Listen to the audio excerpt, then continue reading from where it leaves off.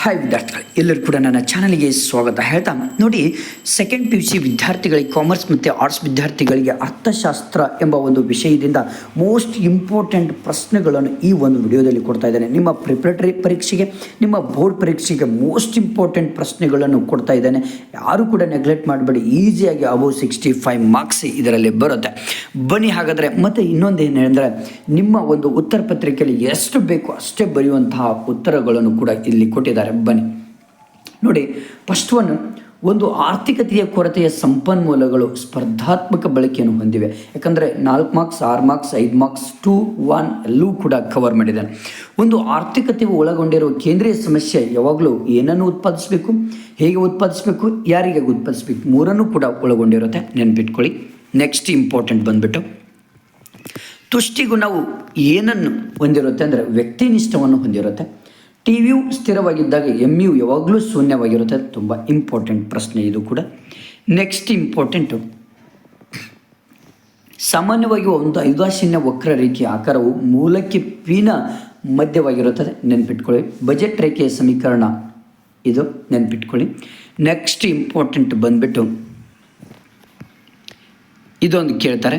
ಒಂದು ಸರಳ ರೇಖಾ ಬೇಡಿಕೆ ರೇಖೆಯ ಬೆಲೆ, ಬೇಡಿಕೆ, ಸ್ಥಿತಿ, ಸ್ಥಾಪಕತ್ವದ ವಿವಿಧ ಬಿಂದುಗಳು ಈ ನಡುವೆ ಇರುತ್ತದೆ. ಇದು ಭಾಳ ಇಂಪಾರ್ಟೆಂಟ್ ಇದು. ನೆಕ್ಸ್ಟು ಉತ್ಪಾದನಾ ಬಿಂಬಕದ ಸೂತ್ರ ಯಾವುದು ಅಂತ ಕೇಳ್ತಾರೆ. ಇದು Q=F open bracket LK close bracket. Next important, ಒಂದು ಆದಾನದ ಪ್ರತಿಘಟಕದ ಬದಲಾವಣೆಗೆ ಉತ್ಪನ್ನದಲ್ಲಾಗುವ ಬದಲಾವಣೆಯನ್ನು ಹೀಗೆ ಎನ್ನುತ್ತೇವೆ, ಸೀಮಾಂತ ಉತ್ಪನ್ನ. ನೆಕ್ಸ್ಟು ಕಾಬ್ ಡಗ್ಲಾಸ್ ಉತ್ಪಾದನಾ ಬಿಂಬಕ ಯಾವುದು ಅಂದರೆ ಇದು. ನೆಕ್ಸ್ಟು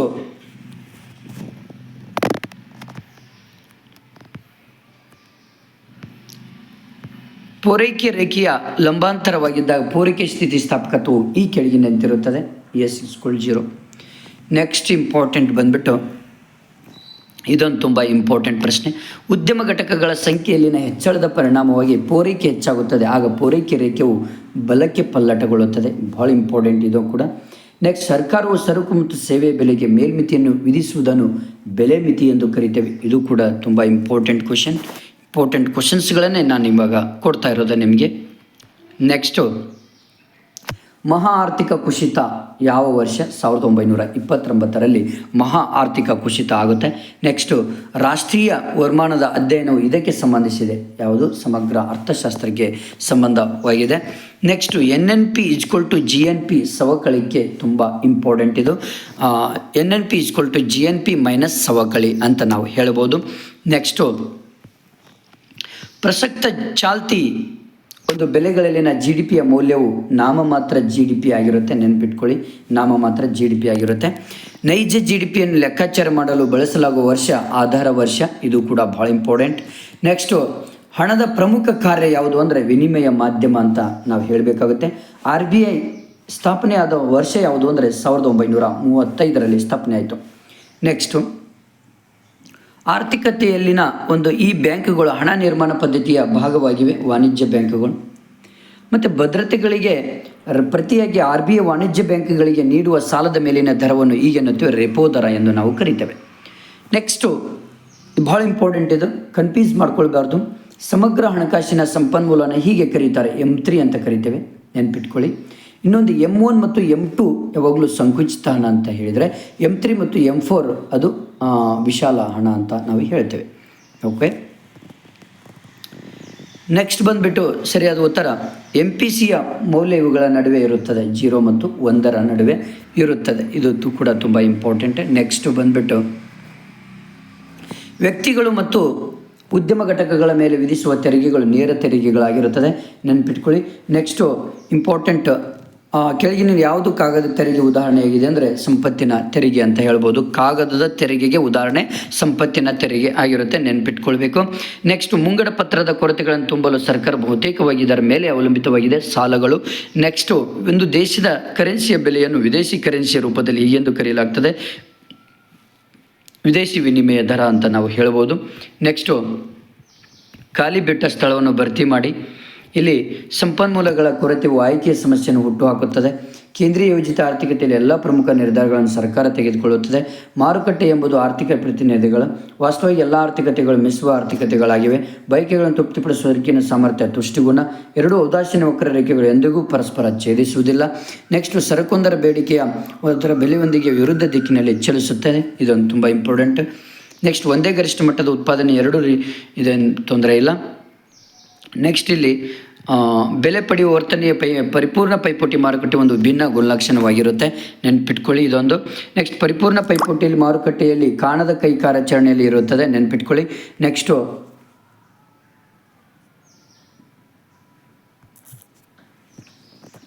ನೆಕ್ಸ್ಟು ಇನ್ನೊಂದು ಇಂಪಾರ್ಟೆಂಟ್ ಪ್ರಶ್ನೆ ಇದು. ಶ್ರಮದ ಮಾರುಕಟ್ಟೆಯಲ್ಲಿ ಕುಟುಂಬಗಳ ಶ್ರಮದ ಪೂರೈಕೆದಾಗಿರುತ್ತದೆ. ನೆಕ್ಸ್ಟು ಇಲ್ಲಿ ಸಮಗ್ರ ಅರ್ಥಶಾಸ್ತ್ರ ಇಡೀ ಆರ್ಥಿಕತೆಯ ಸ್ಥಿತಿಗತಿಗಳನ್ನು ನಿಭಾಯಿಸಲು ಪ್ರಯತ್ನ ಮಾಡುತ್ತದೆ. ನೆಕ್ಸ್ಟ್, ಸಮಗ್ರ ಸೂಕ್ಷ್ಮ ಅರ್ಥಶಾಸ್ತ್ರದಲ್ಲಿನ ತನ್ನ ಆಳವಾದ ಬೇರುಗಳನ್ನು ಹೊಂದಿದೆ, ನೆನ್ಪಿಟ್ಕೊಳ್ಳಿ. ನೆಕ್ಸ್ಟು, ದಾಸ್ತಾನುಗಳನ್ನು ನಿರ್ದಿಷ್ಟ ಕಾಲಘಟ್ಟದಲ್ಲಿ ವ್ಯಾಖ್ಯಾನಿಸಲಾಗ್ತದೆ. ತಪಶೀಲು ಪಟ್ಟಿ ಎಂಬುದು ದಾಸ್ತಾನಿನ ಚಲಕವಾಗಿದೆ. ನೆಕ್ಸ್ಟು, ಮೌಲ್ಯವರ್ಧಿತ ವಿಧಾನವು ಉತ್ಪನ್ನ ವಿಧಾನದ ಮೌಲ್ಯವಾಗಿದೆ. ನೆಕ್ಸ್ಟು, ಭಾರತದಲ್ಲಿ ಕರೆನ್ಸಿಯನ್ನು ಚಲಾವಣೆಗೆ ತರುವ ಒಂದು ಏಕೈಕ ಮಾತ್ರ ಸಂಸ್ಥೆ ಅದು RBI ಅಂತ ಹೇಳ್ಬೋದು. ಭಾರತದಲ್ಲಿ ನಾಣ್ಯಗಳನ್ನು ಭಾರತ ಸರ್ಕಾರ ಚಲಾವಣೆಗೆ ತರುತ್ತದೆ. ನೆಕ್ಸ್ಟು, ಆಧುನಿಕ ಆರ್ಥಿಕತೆಯಲ್ಲಿ ಹಣವು ನಗದು ಮತ್ತು ಬ್ಯಾಂಕ್ಗಳ ಠೇವಣಿಗಳು ಒಳಗೊಂಡಿದೆ. M1 ಮತ್ತು M2ಗಳನ್ನು ಸಂಕುಚಿತ ಹಣ ಎಂದು ಕರೆಯುತ್ತೇವೆ. CY ಆದಾಯದ ಮೇಲಿನ ಅನುಭೋಗದ ಅವಲಂಬನೆಯನ್ನು ತೋರಿಸ್ತದೆ, ನೆನ್ಪಿಟ್ಕೊಳ್ಳಿ. ಭಾಳ ಇಂಪಾರ್ಟೆಂಟ್ ಪ್ರಶ್ನೆಗಳು, ನೆಗ್ಲೆಕ್ಟ್ ಮಾಡಲಿಕ್ಕೆ ಹೋಗ್ಬೇಡಿ, ಓಕೆನಾ.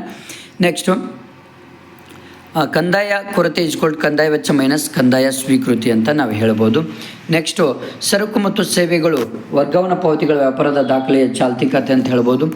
ನೆಕ್ಸ್ಟು, ಇಷ್ಟು ಇಂಪಾರ್ಟೆಂಟ್ ಇವು. ನೆಕ್ಸ್ಟ್, ಲಾಸ್ಟ್ ಒನ್ ತುಂಬ ಇಂಪಾರ್ಟೆಂಟ್ ಇದು. ದೇಶೀಯ ಕರೆನ್ಸಿ ರೂಪದಲ್ಲಿ ವಿದೇಶಿ ಕರೆನ್ಸಿಯ ಬೆಲೆ ಹೆಚ್ಚಾಗುವುದನ್ನು ದೇಶೀಯ ಕರೆನ್ಸಿ ಕುಗ್ಗುವಿಕೆ ಎಂದು ಕರೀತೇವೆ. ಹೊಸ ಒಂದು ಹೆಚ್ಚುವರಿ ಹೊಸ ಪ್ರಶ್ನೆಗಳು ಬೇಡ, ಏನು ತೊಂದರೆ ಇಲ್ಲ, ಹೊಂದಿಸಿ ಬರೆಯಿರಿ. ಮೋಸ್ಟ್ ಇಂಪಾರ್ಟೆಂಟ್ ಪ್ರಶ್ನೆಗಳನ್ನು ಕೊಡ್ತಾ ಇದ್ದೇನೆ. ಮಾರುಕಟ್ಟೆ ಅರ್ಥವ್ಯವಸ್ಥೆ ಖಾಸಗಿ ಒಡೆತನ ಆಗಿರುತ್ತೆ. ಶಿಕ್ಷಕರ ಸೇವೆ ಕೌಶಲ್ಯ. ಕೇಂದ್ರೀಯ ಯೋಜಿತ ಆರ್ಥಿಕತೆ ಸರ್ಕಾರ. ವಾಸ್ತವಿಕ ಅರ್ಥಶಾಸ್ತ್ರ ಕಾರ್ಯತಂತ್ರಗಳ ಕಾರ್ಯಾಚರಣೆ. ಮಾದರಿ ಅರ್ಥಶಾಸ್ತ್ರ ಕಾರ್ಯತಂತ್ರಗಳ ಮೌಲ್ಯಮಾಪನ. ಬೇಡಿಕೆ ರೇಖೆ ಕೆಳಮುಖ ಇಳಿಜಾರು. ಸರಳ ಬೇಡಿಕೆ ರೇಖೆ. ಓಕೆ, ಇವೆಲ್ಲವೂ ಕೂಡ ತುಂಬ ಇಂಪಾರ್ಟೆಂಟ್, ಸರಿಯಾಗಿ ಓದ್ಕೊಳ್ಳಿ. ನೆಕ್ಸ್ಟ್, CRS ಎಲ್ಲವೂ ಕೂಡ ಸರಿಯಾಗಿ ನೀವು ಕರೆಕ್ಟಾಗಿ ಓದ್ಕೊಳ್ಳೇಬೇಕಾಗತ್ತೆ, ಓಕೆನಾ. ಇವು ಬಂದೇ ಬರ್ತವೆ, ಯಾವುದೇ ಕಾರಣಕ್ಕೂ ಇವು ಮಿಸ್ ಆಗೋದಿಲ್ಲ. ಎಲ್ಲ ಹೊಂದಿಸಿ ಬರೆಯೋರನ್ನು ಕರೆಕ್ಟಾಗಿ ನೀವು ನೆನ್ಪಿಟ್ಕೊಳ್ಳಿ. ಇವು ಕೂಡ ತುಂಬ ಇಂಪಾರ್ಟೆಂಟ್, ಇವು ಮಾತ್ರ ಭಾಳ ಇಂಪಾರ್ಟೆಂಟ್, ನೆನ್ಪಿಟ್ಕೊಳ್ಳಿ. ಯಾವುದೇ ಕಾರಣಕ್ಕೂ ನೆಗ್ಲೆಕ್ಟ್ ಮಾಡಲಿಕ್ಕೆ ಹೋಗಬೇಡಿ, ಓಕೆನಾ. ನೆಕ್ಸ್ಟ್ ಬಂದುಬಿಟ್ಟು 1 ಅಂಕದ ಪ್ರಶ್ನೆಗಳನ್ನು ನೋಡೋಣ. ಆಯ್ಕೆಯ ಸಮಸ್ಯೆ ಏಕೆ ಉದ್ಭವಿಸುತ್ತದೆ? ಸಂಪನ್ಮೂಲಗಳ ಕೊರತೆಯಲ್ಲಿದ್ದು ಸ್ಪರ್ಧಾತ್ಮಕ ಉಪಯೋಗಗಳನ್ನು ಹೊಂದಿರುವುದರಿಂದ ಆಯ್ಕೆ ಸಮಸ್ಯೆ ಉದ್ಭವಿಸುತ್ತದೆ. ಮಾರುಕಟ್ಟೆ ಆರ್ಥಿಕತೆಗೆ ಒಂದು ಉದಾಹರಣೆ ನೀಡಿ ಅಂದರೆ ಅಮೆರಿಕ ಸಂಸ್ಥಾನ. ಇವೆಲ್ಲವೂ ಕೂಡ 1 ಅಂಕದ ಪ್ರಶ್ನೆಗಳು, ತುಂಬ ಇಂಪಾರ್ಟೆಂಟ್, ಓಕೆನಾ. ಇಲ್ಲಿ ಇದಕ್ಕಿಂತ ಎಲ್ಲಕ್ಕಿಂತ ಇಂಪಾರ್ಟೆಂಟ್ ಹೇಳ್ತಾ ಹೋಗ್ತಾನೆ. MRS ಅನ್ನು ವಿಸ್ತರಿಸಿ. ಇದೊಂದು ಸೀಮಾಂತ ಬದಲಿಕೆ ದಾರಿ, ಇದೊಂದು ಓದ್ಕೊಳ್ಳಿ. ಬೇಡಿಕೆ ಎಂದರೇನು? ಇದೊಂದು ತುಂಬ ಇಂಪಾರ್ಟೆಂಟ್. ಬೇಡಿಕೆ ಬಿಂಬಕದ ಅರ್ಥ ನೀಡಿ, ಇದೊಂದು ಇಂಪಾರ್ಟೆಂಟ್. ನೆಕ್ಸ್ಟು, ಒಟ್ಟು ಸ್ಥಿರ ವೆಚ್ಚ ಎಂದರೇನು? ಇದೊಂದು ತುಂಬ ಇಂಪಾರ್ಟೆಂಟ್, ಓದ್ಕೊಳ್ಳಿ. ಸರಾಸರಿ ಬದಲಾಗುವ ವೆಚ್ಚದ ಸೂತ್ರ ಬರೀರಿ, ಇದನ್ನು ಕೇಳ್ತಾರೆ. ನೆಕ್ಸ್ಟ್, ಸರಾಸರಿ ಆದಾಯವನ್ನು ಲೆಕ್ಕಾಚಾರ ಮಾಡೋ ಸೂತ್ರವನ್ನು ಇದನ್ನಾದರೂ ಕೇಳ್ತಾರೆ 2ರಲ್ಲಿ. ನೆಕ್ಸ್ಟು, ಪೂರೈಕೆ ಎಂದರೇನು? ಇದೊಂದು ಓದ್ಕೊಳ್ಳಿ. ಸಾಮಾನ್ಯ ಲಾಭ ಎಂದರೇನು? ಇದೊಂದು ತೊಂದರೆ ಇಲ್ಲ. ನೆಕ್ಸ್ಟ್, ಬೆಲೆ ಮಿತಿಗೆ ಒಂದು ಉದಾಹರಣೆ ನೀಡಿ, ಇದು ತುಂಬ ಇಂಪಾರ್ಟೆಂಟ್, ಇದೊಂದು ಓದ್ಕೊಳ್ಳಿ. ನೆಕ್ಸ್ಟು, ಆರ್ಥಿಕ ಏಜೆಂಟ್ಗಳೆಂದರೆ ಯಾರು? ಇದೊಂದು ಕೂಡ ಆಡಮ್ ಸ್ಮಿತ್ ರವರ ಪ್ರಸಿದ್ಧ ಕೃತಿಯನ್ನು ಹೆಸರಿಸಿ ಅಂತ ಕೇಳ್ತಾರೆ. ರಾಷ್ಟ್ರಗಳ ಸಂಪತ್ತಿನ ಸ್ವರೂಪ ಮತ್ತು ಕಾರ್ಯಗಳ ಒಂದು ಪರಿಶೀಲನೆ 1776 ಅಂತ ಹೇಳ್ಬೋದು.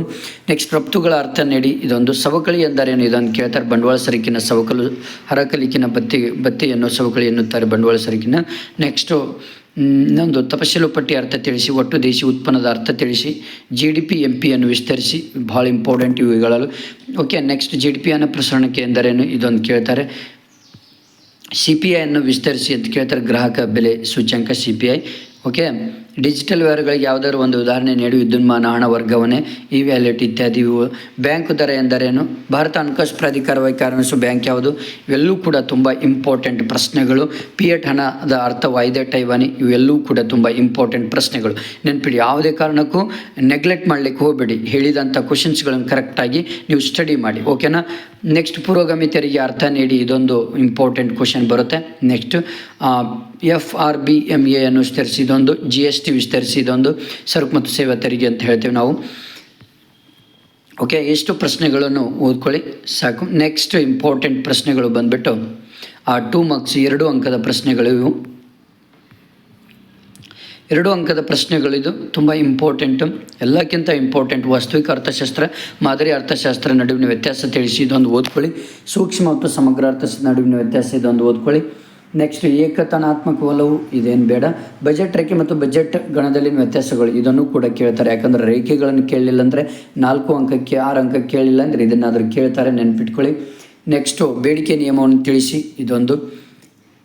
ಬೆಲೆ ಬೇಡಿಕೆ ಸ್ಥಿತಿಸ್ಥಾಪಕತೆ ಅಂದರೆ ಏನೆಂದು ಅರ್ಥೈಸಿರಿ, ಅದರ ಸೂತ್ರ ಬರೀರಿ, ಇದು ಭಾಳ ಇಂಪಾರ್ಟೆಂಟ್. ಓಕೆ, 2 ಅಂಕದ ಪ್ರಶ್ನೆಗಳಿದು.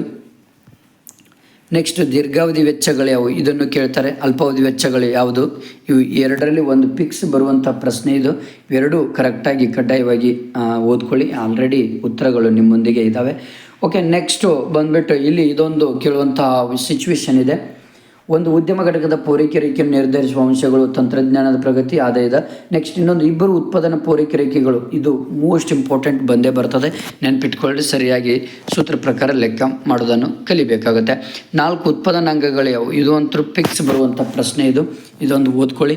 ನೆಕ್ಸ್ಟು ಅನುಭೋಗಿ ಸರಕುಗಳು ಮತ್ತು ಬಂಡವಾಳ ಸರಕುಗಳು, ಇದೊಂದು ಓದ್ಕೊಳ್ಳಿ.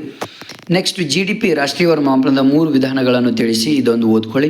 ನೆಕ್ಸ್ಟ್ GDP at MP ಮತ್ತು GDP at FCಯ ಸಮೀಕರಣವನ್ನು ಬರೆಯಿರಿ, ಇದೊಂದು ಓದ್ಕೊಳ್ಳಿ. ನೆಕ್ಸ್ಟ್ ನಾಮಮಾತ್ರ ಮತ್ತು ನೈಜ GDPಗಳ ವ್ಯತ್ಯಾಸವನ್ನು ಬರೆಯಿರಿ, ಇದೊಂದು. ನೆಕ್ಸ್ಟ್ ನೈಜ GDP 300, ನಾಮಮಾತ್ರ GDP 330 ಆದರೆ GDP ಅನ್ನೋ ಪ್ರಶ್ನೆಗಳು ಲೆಕ್ಕ ಮಾಡಿ, ಇದೊಂದು ಕರೆಕ್ಟಾಗಿ ಸರಿಯಾಗಿ ಸ್ಟಡಿ ಮಾಡ್ಕೊಳ್ಳಿ. ಓಕೆ, ಇದೊಂದು ಫಿಕ್ಸ್ ಬರುತ್ತೆ. ನೆಕ್ಸ್ಟು ಬಂದುಬಿಟ್ಟು FCಯ ಮೌಲ್ಯವು 0.75, ಇದೊಂದು ಸ್ಟಡಿ ಮಾಡ್ಕೊಳ್ಳಿ. ಓಕೆನಾ, 2 ಅಂಕಕ್ಕೆ ಸಂಬಂಧಪಡುವಂಥ ಪ್ರಶ್ನೆಗಳಿವು. ನೆಕ್ಸ್ಟ್ ಇದೊಂದು MPCಯ ಮೌಲ್ಯವನ್ನು ಗುರುತಿಸಿ. ಇಷ್ಟು 2 ಅಂಕದ ಮೋಸ್ಟ್ ಇಂಪಾರ್ಟೆಂಟ್ ಪ್ರಶ್ನೆಗಳಿವು. ಓಕೆ, ಯಾವುದೇ ಕಾರಣಕ್ಕೂ ನೆಗ್ಲೆಕ್ಟ್ ಮಾಡದೆ ಚೆನ್ನಾಗಿ ಸ್ಟಡಿ ಮಾಡ್ಕೊಳ್ಳಿ. ವಾಣಿಜ್ಯ ಬ್ಯಾಂಕುಗಳ ಕಾರ್ಯಗಳನ್ನು ಹೆಸರಿಸಿ ಅಂತ ಕೇಳ್ತಾರೆ, 2 ಅಂಕಕ್ಕೆ ಕೇಳ್ತಾರೆ, ಇದೊಂದು ಓದ್ಕೊಳ್ಳಿ. ತಪಶೀಲು ಪಟ್ಟಿಯ ಹೂಡಿಕೆ ಎಂದರೇನು, ಅದರ ಧನಾತ್ಮಕ ಋಣಾತ್ಮಕವಾಗಿರುತ್ತದೆ, ಇದೊಂದು ಓದ್ಕೊಳ್ಳಿ. ನೆಕ್ಸ್ಟು 5 ಅಂಕದ್ದು ಕಾರ್ಯಭಾರ ಮತ್ತು ನಿಯೋಜನೆ ಆಧಾರಿತ. ಈ ಪ್ರಶ್ನೆ ಮಾತ್ರ ಹೈಲೈಟ್ ಪ್ರಶ್ನೆ ಇದು ಫಿಕ್ಸ್ ಬರುವಂತಹ ಪ್ರಶ್ನೆ, ಇದನ್ನು ಓದ್ಕೊಳ್ಳಿ. ಆನ್ಸರ್ಸ್ ಕೂಡ ಇಲ್ಲೇ ಇದೆ, ಇದು ಕೂಡ ಆನ್ಸರ್ ಕೊಟ್ಬಿಟ್ಟಿದ್ದೇನೆ. ಎಲ್ಲವೂ ಕೂಡ ಚೆನ್ನಾಗಿ ಸ್ಟಡಿ ಮಾಡ್ಕೊಳ್ಳೋದು ಇಂಪಾರ್ಟೆಂಟು. ಇದು ಕೂಡ ತುಂಬ ಇಂಪಾರ್ಟೆಂಟ್, ಇದು ಕೂಡ ಕಾರ್ಯಭಾರ ಭಾಳ ಇಂಪಾರ್ಟೆಂಟು, ಭಾಳ ಈಸಿ ಇದೆ. ಬರೀ ಡೈಗ್ರಾಮ್ ತೆಗೆದ್ರೆ ಸಾಕು ನೀವು. ಇಷ್ಟು QD ಮತ್ತು QS ಇಷ್ಟು ಮಾಡ್ಕೊಳ್ಳಿ. ನೆಕ್ಸ್ಟು ಕೆಳಗಿನ ಕೋಷ್ಟಕಾಂಡದ ಮೌಲ್ಯಗಳನ್ನು ಕಂಡಿರಿ, ಇದು ಕೂಡ ತುಂಬ ಇಂಪಾರ್ಟೆಂಟ್. 5 ಅಂಕದ ಮೋಸ್ಟ್ ಇಂಪಾರ್ಟೆಂಟ್ ಪ್ರಶ್ನೆಗಳಿವು. ನೆಕ್ಸ್ಟ್ 4 ಅಂಕದ ಪ್ರಶ್ನೆಗಳು, ಇವು 4 ಅಂಕದ ಪ್ರಶ್ನೆಗಳಿದೆ. ಓಕೆನಾ, ಇವು ಇಷ್ಟೇ 4 ಅಂಕದ ಪ್ರಶ್ನೆಗಳು, ಇದೊಂದು ಓದ್ಕೊಳ್ಳಿ. ನೆಕ್ಸ್ಟು ಕೇಂದ್ರೀಯ ಯೋಜಿತ ಆರ್ಥಿಕ ಕುರಿತು, ಮಾರುಕಟ್ಟೆ ಅರ್ಥವ್ಯವಸ್ಥೆ ಇದು ಬೇಡ. ಸಮಗ್ರ ಅರ್ಥಶಾಸ್ತ್ರ ಮತ್ತು ಸೂಕ್ಷ್ಮ ಅರ್ಥಶಾಸ್ತ್ರ ನಡುವಿನ ವ್ಯತ್ಯಾಸ 4 ಅಂಕಕ್ಕೆ ಕೇಳ್ತಾರೆ. ಓಕೆನಾ, ನೆಕ್ಸ್ಟ್ ಬಂಡವಾಳಶಾಹಿ ಇದೇನು ಬೇಡ, ಏನು ತೊಂದರೆ ಇಲ್ಲ. ಇಷ್ಟು ಪ್ರಶ್ನೆಗಳನ್ನು ಓದ್ಕೊಳ್ಳಿ. 6 ಅಂಕಕ್ಕೆ ಯಾವುದಪ್ಪ ಅಂದರೆ ಇಳಿಮುಖ ಸೀಮಾಂತ ತುಷ್ಟಿಗುಣ ಒಂದು ಓದ್ಕೊಳ್ಳಿ. ನೆಕ್ಸ್ಟು ಇನ್ನೊಂದು ಇಳಿಮುಖ ಸೀಮಾಂತ ತುಷ್ಟಿಗುಣ, ಇನ್ನೊಂದು ಸಂದಾಯ ಬಾಕಿ ಚಾಲ್ತಿ ಖಾತೆ ಮತ್ತು ಬಂಡವಾಳ ಖಾತೆ ಚಾಲ್ತಿ ಖಾತೆ, ಒಂದೆರಡು ಓದ್ಕೊಳ್ಳಿ. ಜೊತೆಗೆ ಇನ್ನೂ ಮೋಸ್ಟ್ ಇಂಪಾರ್ಟೆಂಟ್ ಯಾವುದಪ್ಪ ಅಂದ್ರೆ ಆರ್ಥಿಕತೆಯ ಅನನ್ಯತೆಗಳು, ಅದೊಂದು ಓದ್ಕೊಳ್ಳಿ. ಇವು ಇಂಪಾರ್ಟೆಂಟ್, ಇವು ಬಂದೇ ಬರುವಂತಹ ಪ್ರಶ್ನೆಗಳು, 6 ಅಂಕದ ಪ್ರಶ್ನೆಗಳು ಇವು. ನೆಕ್ಸ್ಟು ಔದಾಸೀನ್ಯ ವಕ್ರರೇಖೆಯ ಲಕ್ಷಣಗಳನ್ನು, ಇದೊಂದು ಓದ್ಕೊಳ್ಳಿ. ಇಷ್ಟು ನೀವು ಕವರ್ ಮಾಡ್ಕೊಳ್ಳಿ ಸಾಕು. ಆರಾಮಾಗಿ ನೀವು ಏನು ಮಾಡ್ಬೋದು, ಈಸಿಯಾಗಿ ಆರಾಮಾಗಿ 50 ಮಾರ್ಕ್ಸ್ ತೊಗೊಳ್ಬೋದು. Okay, thank you friends. ನಿಮ್ಮ ಫ್ರೆಂಡ್ಸಿಗೆ ಶೇರ್ ಮಾಡಿ, ಹಾಗೆ ನನ್ನ ಒಂದು ಚಾನಲನ್ನು ಸಬ್ಸ್ಕ್ರೈಬ್ ಮಾಡಿ. Okay, thank you friends, thank you.